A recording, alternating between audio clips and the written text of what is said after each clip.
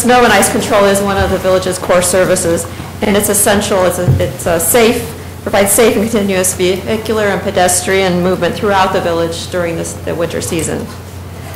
The village's target level of service is to clear snow and ice from heavily traveled streets within 12 hours after the conclusion of a winter storm, 18 hours for lesser traveled streets like cul-de-sacs and dead-end streets throughout the village. During the past 10 years, we have achieved this level of service about 97% of the events that we've managed. The events where we did not achieve this target level of service, one was, you probably all remember, February of 2011, where we got about 20 inches of snow in 24 hours, and about 6 events last year. The 2013-14 snow season presented many service challenges for us throughout the village and throughout the whole Chicago area. We had over 80 inches of snow, which was more than double the annual average of 36.4 inches of snow. We also had the 3rd coldest winter on record. We had many water main breaks and water service freezing, which required a lot of staff time as well as snow and ice control. So at the end of the 2013 and 14 season, we took a hard look at all aspects of our operation, and we published the findings in July of 2014, which was on the village's website. And in there, we had a series of recommendations, which you've seen many of these throughout the year as we've implemented them, so many of them will be familiar to you. There were 4 main recommendations. One of them was to look at the configuration of our snow routes. That's we have the village divided into 10 snow routes. That's the way that our personnel and our vehicles travel throughout the village and address snow.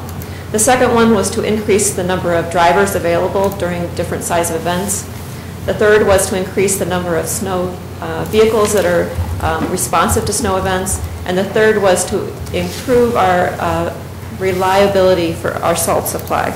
And I'm going to just give you an update on what we've done in each of these 4 areas. The first one is in the reconfiguration of our snow routes. So what we did at the end of the season in 2013 and 14 was our snow managers met with the drivers in each of the routes and went through all of them in great detail to identify any challenges that they encounter in those routes and the ways we can improve them to make them more efficient. And one of the things that we found was that there's a lot of barriers throughout the village as they're moving. The railroad presents, is probably the biggest barrier we encounter. We also have a number of arterial roadways, which many of the routes cross those arterials, which led to delays. So what we were looking to do is to reconfigure them to better balance the resources we have with the areas we needed to cover. And I'm just going to show you one of an example of that here in Route 4, which it's kind of hard to see, I think, on this aerial, but kind of crossing through the middle of it is the railroad tracks. And in the old configuration for Lot 4, we had an area of Lot 4 that was south of the tracks. The west side of this is over by Belmont, and the north side is by Ogden. So what we did is we removed that area, and we added it to Route 10, which is to the south of it. And we took some of Route 10, which goes beyond Maple Avenue, which involved crossing an arterial roadway, and we took that and shifted it to another route. So that shows you an example of how we've better assigned the areas within the routes to make it easier to navigate them and more efficient to cover. Kind of like you're probably familiar with kind of how FedEx or some of the big delivery companies, they look at the efficiency of their routes and they better manage how their trucks cover those areas. So that's how we looked at our configuration of our routes, and we've done this in all the routes that we cover. The second area is in our staffing.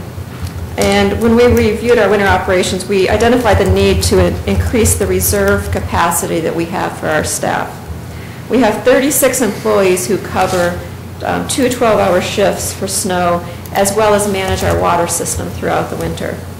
And we identified a need to have more reserve capacity to cover scheduled and unscheduled events, leaves of absence, injuries, and illnesses throughout the winter season. So to cover that, we are in the process, we've been interviewing them, we're in the process of hiring seasonal part-time drivers to provide more of this reserve capacity. And we are training interested Public Works office staff, like our engineering staff, to assist in the more extreme events where we have more continuous operation, When we get into the snow events larger than 4 inches that require hauling that cover multiple days, we'll have more staff capacity to handle those larger events. The third area we have addressed is on our equipment. We replaced a 5-ton truck this year, 242, and equipped it with a plow. In our prior snow events, seasons, we've had 10, 5, and 10-ton trucks equipped to handle snow with 1 spare. And what we found last winter with the continuous use, we needed more than 1 spare, because in some situations we had more than 1 of these larger trucks out of service. Having 1 of those trucks out of service and not in a route really slowed down our response time. So we now have 2 spare vehicles and are able to have them all equipped and out in the routes when we need them. We've also, we did that by reprioritizing replacements this year. So we didn't add cost to our replacement. What we did was we deferred the replacement of 2 smaller trucks that weren't as critical to the operation. We also purchased a plow for our 3rd loader, which you see here on the bottom. That isn't our actual one we have yet. It's not mounted yet, but that's what it looks like. So now all 3 of our loaders are equipped with plows. Those are very helpful during large snow events where we send them into cul-de-sacs and parking lots when you need that extra horsepower to move the larger amount of snow. And we also use them for loading out in the downtown and for loading salt into our trucks. So that gives us more capacity with our vehicles.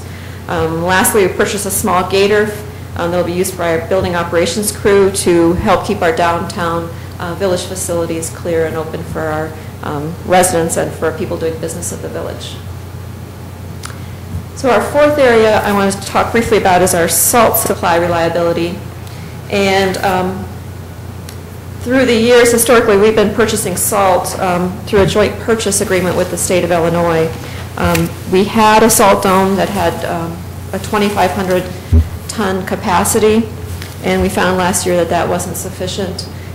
What it forced us to do was because it was less than the amount of salt we typically bought in the winter, so we had to rely on shipments of salt through the winter season. It was especially problematic last year when the demand for salt was very high and the rivers were frozen, which caused regional shortages throughout our area. The village, as well as almost every community throughout the Chicago area, was forced to conserve salt, which we did by using salt on our priority 1s for the end of the season last year. So this year, we have our new 6,700-ton salt dome constructed. We have over 4,000 tons of salt currently loaded in it. This week and next week, we're taking another 2,000 tons of salt. We'll be beginning this season with a fully loaded salt dome. And I have a nice picture of it to show you on the last slide here. It's a work of art.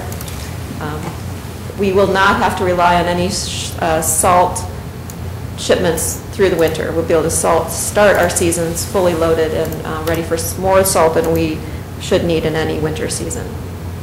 The second thing we've done is we've added a second salt contract through a joint purchase with DuPage County.